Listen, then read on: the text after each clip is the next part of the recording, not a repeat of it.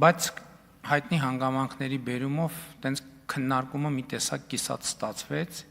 եւ ես ուզում եմ ընդունել իմ մեղքը, ըստ ամենայնի տարիքը իրենը ասում է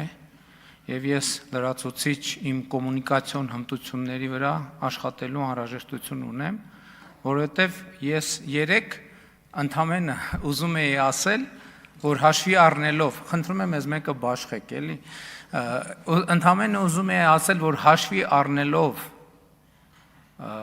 անդիմության զգայունությունները չեմ ասում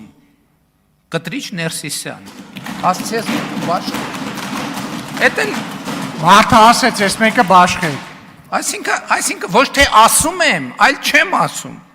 ես մարդիկ թողեցին նեղացան գնա, բայց ես իրան չեմ մեղադրում, ես ըստ ամենայնի իմ միտքը լավ չձևակերպեցի, այսօր անկեղծ ասեմ, այ Ռուբեն Ռուբինյանը վկա,